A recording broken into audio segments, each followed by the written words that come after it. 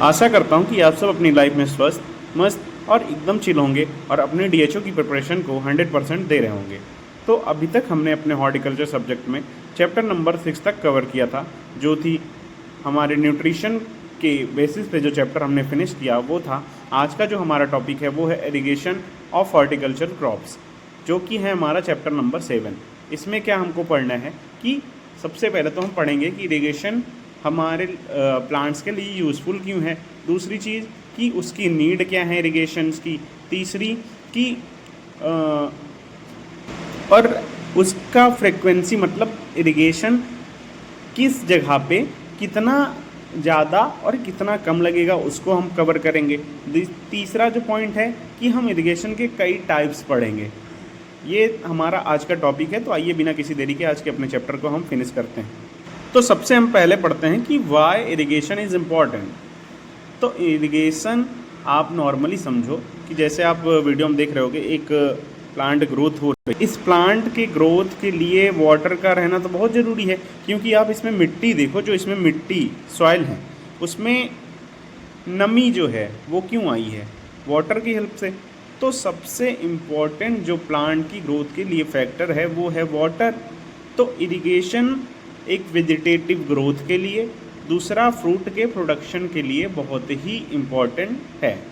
आगे बढ़ते हैं तब हम पढ़ते हैं कि वो फैक्टर जिसके कारण इरिगेशन की नीड और अधिक बढ़ती है। तो जो सबसे पहला फैक्टर है वो है एनुअल प्रेसिपिटेशन।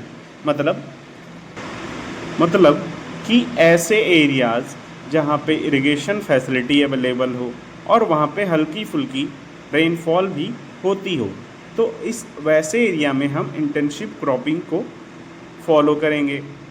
नेक्स्ट है हमारा पॉइंट कि ऐसे एरियाज़ जहाँ पे इरिगेशन फैसिलिटी हो ही ना, मतलब कोई सिंचाई की व्यवस्था ही ना हो, तो और वहाँ पे रेनफॉल भी जो होती हो वो बहुत ही कम, और एक तरफ से मान के चलिए कि वहाँ पे रेनफॉल भी ना होती हो, तो ऐसे एरियाज़ में हम एक्सटेंसिव इरिगेशन को फॉलो करेंगे। हमारा जो नेक्स्ट फैक्टर है वो है पीरियड ऑफ मॉइस्चर शॉर्टेज। मतलब कि अपने जो साउथ इंडिया हो गए वहाँ पे दिसंबर से मार्च तक मॉइस्चर पीरियड चलता है, तो ऐसे पीरियड में हमको इरिगेशन की अवेलेबिलिटी इंपॉर्टेंट होती है। थर्ड पॉइंट जो है हमारा स्टेजेस ऑफ क्रॉप्स। मतलब कि आप एग्ज़ाम्पल लो आम के पेड़ का। तो आम के पेड़ में जब आपको फ्लावरिंग के लिए सबसे पहला स्टेज जो होता है, आप फ्लावरिंग के पहले उसको 10 से 15 दिन लगातार पानी देते हो, मतलब इरिगेशन करते हो उसमें 10 से 15 दिन। देन आफ्टर उसमें फूल आता है, पानी देने के इरिगेशन करने के बाद फूल आने के बाद उसमें फल आते हैं। तो फल आने के बीच का जो प्रोसेस होता है, जो गैप होता है कि अब फल आ गया, देन हम क्या करेंगे कि अब एक इंटरवल गैप आता है कि जब तक फल चलेगा, मतलब उस ट्री में, प्रॉपर ट्री में फल रहेगा, तब तक हम उस ट्री को, मतलब उस पेड़ को इरिगेट नहीं करेंगे एट अ टाइम ऑफ 2 से 3 मंथ। मतलब 2 से 3 महीने जब तक उसमें फल है तब तक हम उसको इरिगेट नहीं करेंगे। फिर जब नेक्स्ट ट्री हमें मतलब फिर से फ्लावरिंग करनी होगी तो हम फिर से उसी प्रोसेस को रिपीट करें। मतलब एक इंटरवल के बाद जो इरिगेशन की प्रोसेस है उसको करने के लिए हम इरिगेशन ये स्टेज ऑफ क्रॉप का मेथड यूज़ करेंगे। देन आफ्टर जो हमारा फोर्थ पॉइंट आता है वो वाटर यूज़ एफिशिएंसी। तो सबसे हम पहले पढ़ेंगे कि ये है क्या, वाटर यूज़ एफिशिएंसी है क्या। तो if it can refers to amount of water per unit of plant material produce is called water use efficiency. मतलब कि किसी, आप एग्ज़ाम्पल लो कि जैसे एक पेड़ है, हाँ, उस पेड़ में प्रति यूनिट में कितना वाटर यूज़ हो रहा है, उस वाटर रेट को हम वाटर यूज़ एफिशिएंसी या WUE कहते हैं। यदि हमको अपना वाटर यूज़ एफिशिएंसी को बढ़ाना है तो हमें सबसे पहले सीपेज, इवेपोरेशन और ट्रांसपरेशन जो कि वीड्स के थ्रू होते हैं उन्हें कम करना पड़ेगा। तो ये था हमारा फैक्टर जो कि हमें बताता है कि इरिगेशन की नीड हमें। अब हम बढ़ते हैं अपने नेक्स्ट टॉपिक की ओर, जो कि है हमारा फैक्टर जो कि ये डिटरमाइन करता है कि किस एरिया में कितना अधिक और कितना कम जल या इरिगेशन हमें प्रोसेस करना होगा। तो आइए एक एक करके इस टॉपिक को फिनिश करते हैं। तो जो सबसे पहला है वो है रेट ऑफ एब्जॉर्प्शन, मतलब कि transpiration rate affect the rate of absorption, मतलब जो हमारा ट्रांसपिरेशन रेट होता है वो एब्जॉर्प्शन के रेट को इफ़ेक्ट करता है और इरिगेशन जो होता है उसको इंक्रीज़ कर देता है।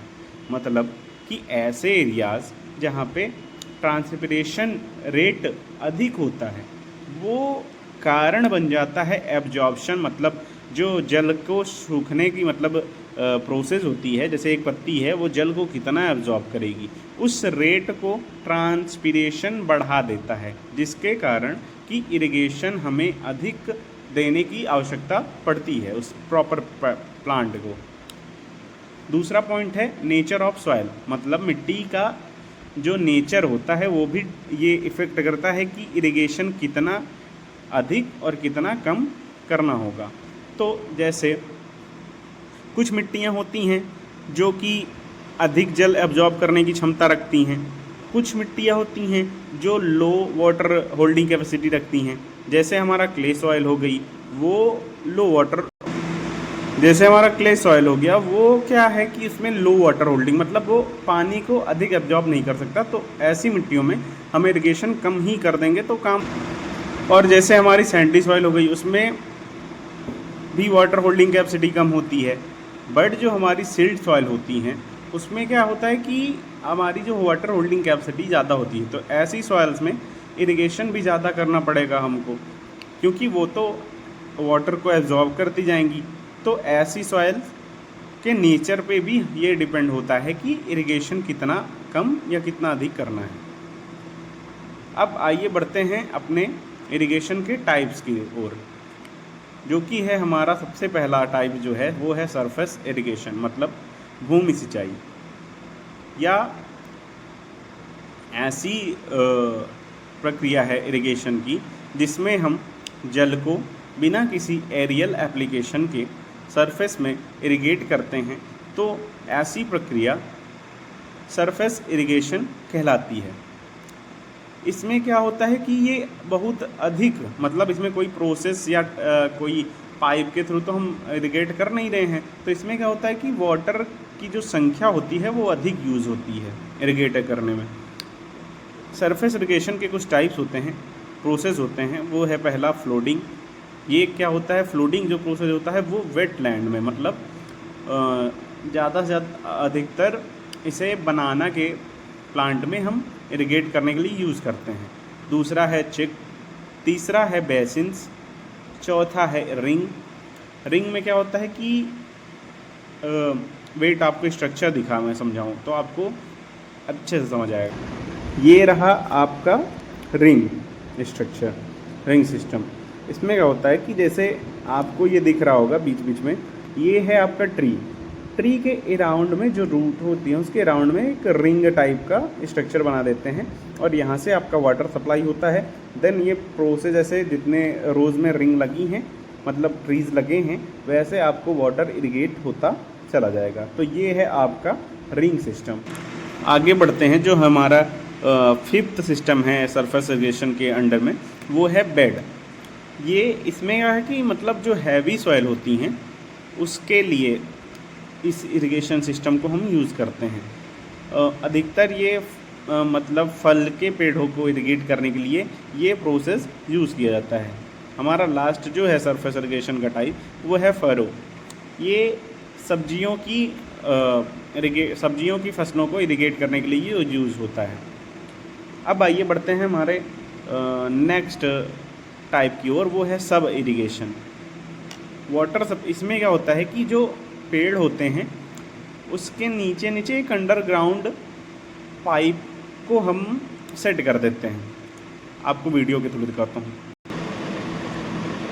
जैसे देखिए इस वीडियो में क्या हो रहा है कि एक जैसे साइड में रो के बीच में एक पाइप को हम बिछा देते हैं 45 से 60 सेंटीमीटर की डेप्थ में और 6 मीटर की वो हल्की सी ऊपर रहती है, जो 6 मीटर उसका रहता है वो हल्का सा ऊपर रहता है। और उस पाइप में ये जो प्रॉपर देखिए होल नहीं कर रहे हैं, इसमें कुछ स्प्रिंकलर्स का पॉइंट लगा रहे हैं। इससे क्या होता है कि वो प्रॉपर इरिगेट करती है, मतलब एक पाइप को बिछाकर प्लांट को इरिगेट करने के प्रोसेस को सब इरिगेशन सिस्टम या सब इरिगेशन प्रोसेस कहते हैं। इस वीडियो में देखिए साइड साइड में आपको क्रॉप दिख रही हैं, बीच में ये जो रो गई है इसमें एक पाइप को हम सेट कर देते हैं। उसमें क्या होता है कि बीच बीच में, उस पाइप के बीच बीच में वो जो पाइप होती है वो अंडरग्राउंड है। देखिए अंडरग्राउंड मतलब हल्का सा मिट्टी के थोड़े से अंदर है, और उस पाइप में हम होल कर देते हैं जिससे उस ह्यूमिड बनी रहे और वो पानी का जो होल हमने पाइप में किया है वो ब्लॉक ना होने पाए, और वाटर सप्लाई नीचे नीचे जल मतलब प्लांट के नीचे नीचे ही रूट पे पहुंचती रहे और अपना प्लांट ग्रोथ करता रहे। ये है सब इरिगेशन टाइप्स। अब जो हमारा है वो नेक्स्ट टाइप है स्प्रिंकलर इरिगेशन सिस्टम। वीडियो के थ्रू समझाता हूँ। देखिए इसमें क्या हो रहा है कि एक मशीन का सेटअप किया है हमने, उसके थ्रू वो खुद से मूव करके आपके पूरे एरिया में वाटर का सप्लाई कर रहा है। ये है स्प्रिंकलर और ओवरहेड इरिगेशन सिस्टम। इसका एडवांटेज क्या होता है, इसमें जो लेबर कॉस्ट आती है वो बहुत कम हो जाती है। जल का जो यूज होता है, आप नॉर्मली जैसे सरफेस इरिगेशन में यूज़ कर रहे थे उसमें क्या है कि प्रॉपर सरफेस में आपको पानी डालना पड़ता था पूरी फ्लोर में। इसमें क्या हो रहा है कि एक मूव हो रहा है ये एरिया में ऐसे ऐसे, और पूरे एरिया को कवर कर दे रहा है जल्दी जल्दी। उसमें क्या होता है कि धीरे धीरे पानी यहाँ इस एरिया में पहुँचता, फिर वहाँ पहुँचता, फिर पूरा खेत आपका जल से भरता। इसमें क्या है कि प्रॉपर मूव करके ये खुद से आपके एरिया को इरिगेट कर रहा है। तो इसमें लेबर कॉस्ट कम हो गई, वाटर का यूज़ कम हो गया।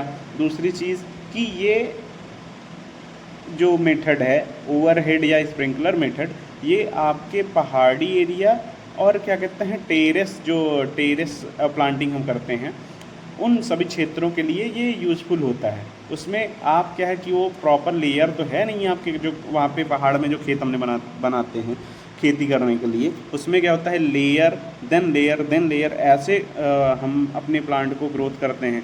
तो उसमें ये तो हो नहीं पाएगा कि हम सरफेस इरिगेशन कर पाएँ, क्योंकि सरफेस इरिगेशन में क्या होता है प्रॉपर समझो कि आपका जो खेत होता है, आपने अपने गांव में भी देखा होगा, उसमें क्या होता है कि आपका जो खेत होता है उसमें पूरे खेत में आप पानी भर देते हो जिससे आपका प्लांट की ग्रोथ के लिए यूज़ होता है।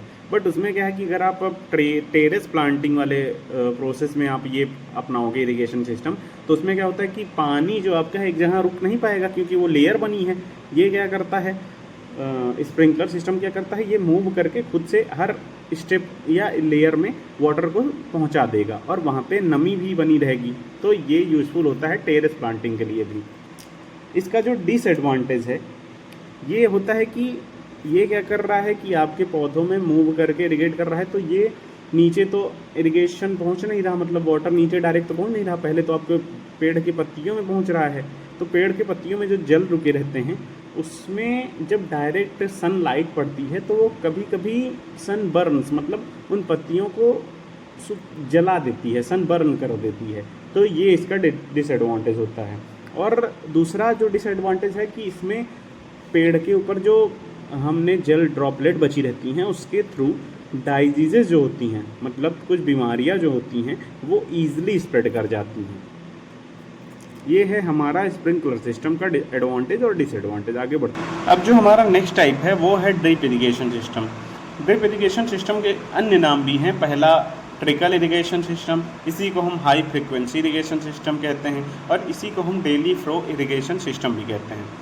इसका जो एडवांटेज होता है, इसमें क्या होता है कि पहले आपको दिखाऊं कि होता क्या है। जैसे इस वीडियो में आप देख रहे होगे, वेट आपको पॉज करके मैं समझाता हूँ तो आसानी से आपको समझाएगा। 1 सेकेंड।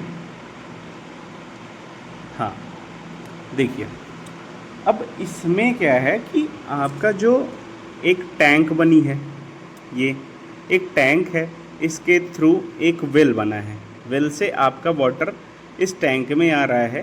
टैंक से जो ये जॉइंट एक पाइप गई है वाइट कलर की, आपको दिख रही होगी, इस वाइट पाइप से जुड़े हुए कई पार्ट में एक ऐसे सीधे सीधे पाइप आई हैं।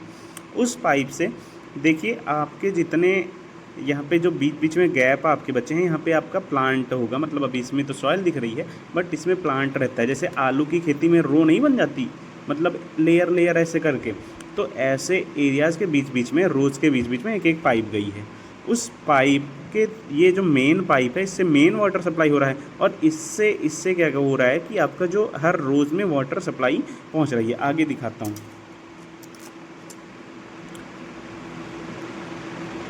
देखिए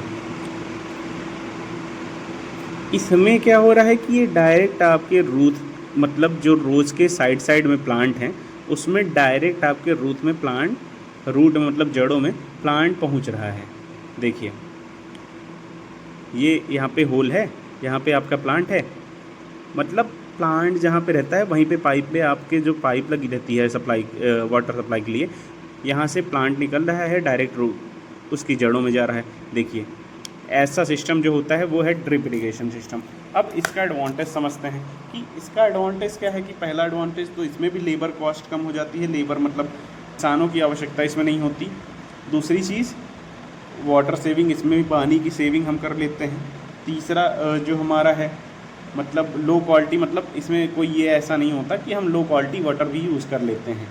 तीसरा इसका एडवांटेज होता है कि ये हमारी ईल्ड को मतलब बढ़ाता है, प्रोडक्शन को बढ़ाता है। चौथा जो है कि वीड ग्रोथ को कम कर देता है, मतलब जो वीड खरपतवार को कम कर देता है। डिसएडवांटेज इसका क्या है कि हायर इन्वेस्टमेंट, मतलब अब आप इसमें देखे थे, आपको फिर से दिखाता हूँ, एक सेकंड दीजिएगा, कि इसका जो इंस्टॉलेशन चार्ज होता है वो काफ़ी अधिक हो जाता है। सबसे पहले कुएं में आपने मोटर लगाई, मोटर का चार्ज आ गया, फिर उसके बाद जो पाइपिंग सिस्टम हो गया उसका चार्ज आएगा, फिर ये जो बीच में फ़िल्टर लगा है इसका चार्ज आएगा, फिर ये जो पंप लगा है इसके चार्ज, जो टैंक बने हैं इसके चार्ज, और जो भी आपके पूरे एरिया में आपका 2 बीघा 3 बीघा 4 बीघा जितने खेत हैं आपके, उसमें पूरी पाइपिंग सिस्टम करोगे तो उसका चार्ज, मतलब ये इसका एक डिसएडवांटेज समझिए कि ये आपका जो इसमें कॉस्ट आती है वो अधिक आ जाती है।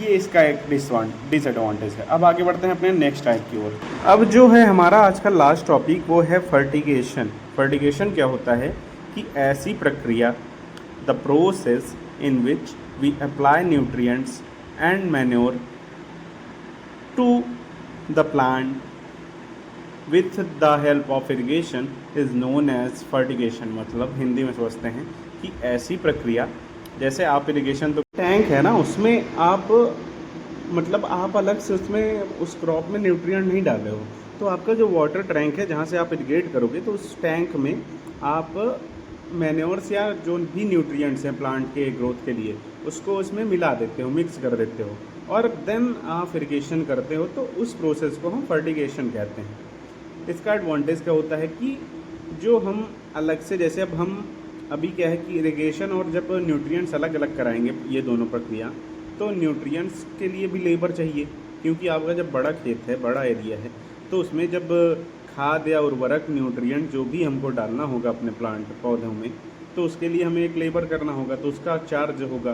तो इसका फर्टिगेशन का एडवांटेज क्या होता है, जिसमें आपका जो फर्टिलाइज़र अप्लाइंग कॉस्ट होता है वो कम हो जाता है।